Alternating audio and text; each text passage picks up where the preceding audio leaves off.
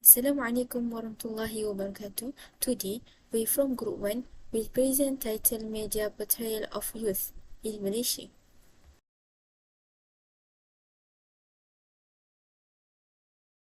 What is media? Media is a platform of communication used to send and receive information. The media is best defined by the roles they play in society. Through news, features, and commentary in the press, they instruct, inform, and amuse. Additionally, they create dramas, documentaries, current affairs programs, public service announcements, magazine shows, and other types of radio and television programming. The media serves as a channel for bringing voices, viewpoints, and lifestyles into the public eye. According to Selvin Paul and Mahima Rai, they state that media plays the catalytic role in transforming the society in a globalized world. Due to the influence of media, the world has recently experienced tremendous changes in all domains. The mass media system has also been greatly impacted by these changes. Due to information and communication technologies, we now live in a society where information, facts, and knowledge are instantly available. Who is youth? The Merriam-Webster dictionary defines youth as the time of life when one is young or the time when a young person has not yet become an adult. The United Nations, without prejudice to any other definitions made by member states, defines youth as those persons between the ages of 15 and 24 years. A very general definition of youth is the stage of life between childhood and adulthood. It is described as a period of experimentation with rules and identities, free from the pressure of societal obligations and standards, by gradually preparing the youth for their life as full participants in the social collective. What is connection between media and youth? Media is a big part of many youth lives. Youth utilize social media for self-expression and entertainment. Additionally, the platforms can inform them about current events, enable cross-border communication, and impart knowledge on a range of topics including good habits. Other than that, media used to have a wider educational impact in youth lives. For example, it influenced the creation of television programs like Sesame Street as a sort of learning portal. Educators and activists have turned to media education as a more direct intervention in addition to the nation that youth may learn from the media. But all that also depends on the responsibility and the way the youth use a certain media. If a person uses it for something that is not beneficial, then it will have a negative impact in life. The conclusion from all these facts is that the media shapes the identity of a youth, whether it is good or bad, based on the importance and use of media in everyday life.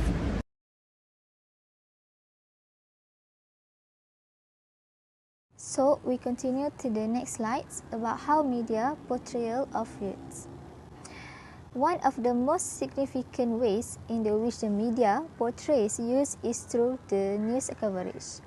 News outlets tend to focus stories that are sensational and attention-grabbing, which often means that stories about youth violence and crime receive a disproportionate amount of coverage and are widespread. This can create the impression that youths are more violent and dangerous. The ways of media portray of youth through entertainment media, such as movie, television shows, and video games. This form of media often depicts youth as rebellious, disrespectful, and irresponsible, perpetuating negative stereotypes about young people. They often perpetuate negative stereotypes about youth, such as being lazy, entitled, or violent, which can influence public perception. Social media is another way in which youth are portrayed in the media. Platforms such as Instagram, TikTok, and Twitter are popular among young people, and the content they share can influence how they are perceived by others. Unfortunately, social media can also be a platform for cyberbullying and other negative behaviors, which can further perpetuate negative stereotypes about youth. Impact positive and negative media portrayal of youth in Malaysia. Impact positive, firstly, could be a source of information. Media are increasingly being used as information sources, including information related to risk and crisis. Youth can know information that happen in everyday life, but are susceptible to fake news. For example, at Facebook platform, many people spread fake news for a purpose of increasing views. Secondly, impact positive media portrayal of youth in Malaysia is develop social and political sense. Teenagers who take an interest in current affairs and news are highly likely to be interested in social, political, and human development issues like poverty, global and warming. It is an important positive effect that could help determine your child's personality and interest. Next, it is an important positive effect that could help determine your child's personality and interest. When youth are exposed to political issues, some of them will be interested in it and will search more about political issues. Impact negative media portrayal of youth in Malaysia, firstly, might lead to health and development. Excess screen time is associated with poor academic performance, sleep deprivation, reduced physical activity, and face-to-face activity. Next, they mostly play games instead of going out to socialize and do useful things because they think playing games will relieve stress, but they don't think the effect. For example, not socializing face to face will cause them depression. Secondly, effect negative might develop erroneous belief. Media platforms sometimes are used to spread biased information and fake news. This may start believing the provided information, thus causing a shift in their attitude and behavior. For example, case bullying. Those who bully usually see in media like YouTube, Instagram, Facebook, they see about acts of violence and want to try it because it's fun.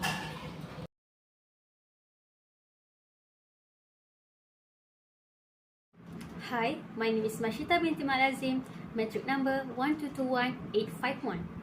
Today, in our presentation, I would like to talk about one issue happened in Malaysia regarding media and youth. In order to connect consumers with virtual communication, many application platform technologies like Facebook and other social media platforms have been developed. However, a problem known as cyberbullying has emerged among youth. As you know, cyberbullying is an aggressive, deliberate act done via the internet to make someone feel uncomfortable, cause harm, or inappropriately embarrass someone online. According to research from the United Nations Children Fund, Malaysia ranked second in Asia for youth cyberbullying in 2020.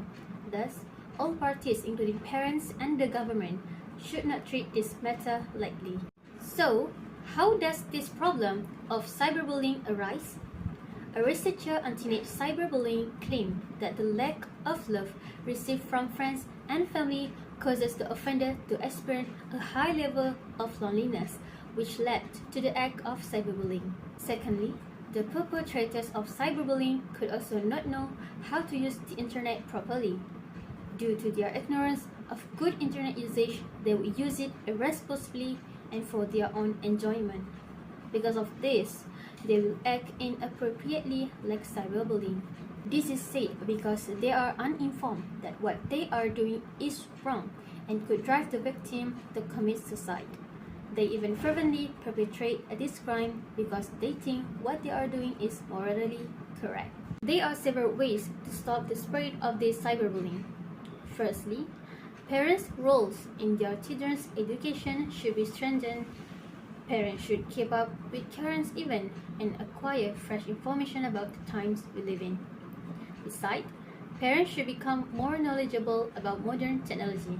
Additionally, parents must emphasize the importance of positive values in daily life so that their kids will understand that these values apply to social media and other forms of technology as well as to regular life. Thirdly, strict laws that include jail time and punishment for cyberbullying offenders should be put in place to discourage this immoral behavior. So the Malaysian government ought to take them more seriously. It is recommended that the present cybercrime laws be reviewed and made more stringent. Without a doubt, those who engage in cybercrime can utilize appropriate laws in other countries, including Denmark, as a guide. In conclusion, based on we find in this team, what youth can get benefit when using the media is very important to keep up with the latest development and increase their knowledge. Meanwhile, the media could be one factor's extreme addiction to social media is seen as a driver to the formation of behavior and problems such as rebelliousness, disrespect, irresponsibility, and learnerlessness to the point of acting out of control. Hope yours can make the media a platform that brings useful things and be careful when using it. Although the media is more flexible to enter everywhere and stay up to date so as not to be exposed to fake news and be vigilant about personal privacy.